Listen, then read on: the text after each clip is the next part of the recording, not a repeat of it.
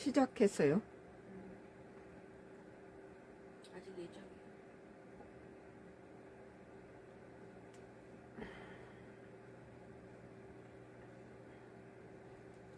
김치전 라이브로 없애버렸죠.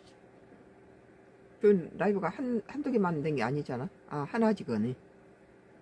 왜 없앴어? 전체 라이브를 아예 없애버렸어. 컴퓨터 상에서 없어졌고 빨간불 들어왔어. 오늘 뉴스에서예요. 2026년도 1월 21일자 기사입니다.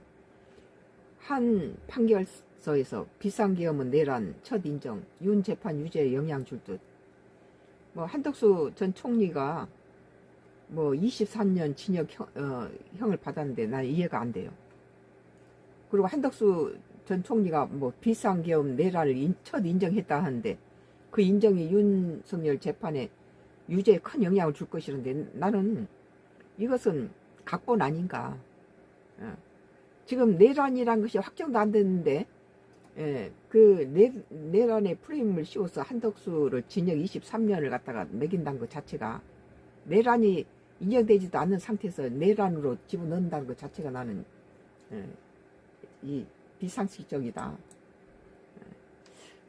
오늘 뉴스에서 한 판결시 비상계엄은 내란 첫 인정 윤 재판의 유죄에 영향 줄 듯이라는 기사 2026년 1월 21일자 기사입니다.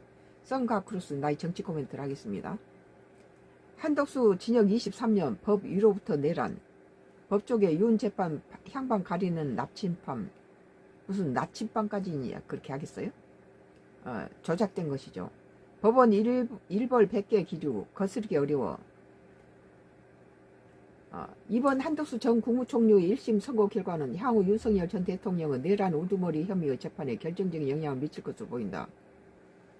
비록 다른 재판부 판단이 법적으로 구속력을 갖는 것은 아니지만 사실 관계와 법리 판단이 상당한 부분이 겹친다는 점에서 실질적으로 유죄의 무게가 실릴 것이라는 관측이 지배적이다. 서울중앙지법 형사합의 33부 부장판사 이진관은 21일 내란 주요 임무 종사 등의 혐의로 기소된 한 전 총리에게 징역 23년을 선고했다. 나는 그 보통적인 법을 전공하지 않는 보통적인 상식을 가진 사람이 논리적으로 볼 때 12월 3일 날 비상계엄이 있던 날 그날 당일 처음으로 한덕수 전 총리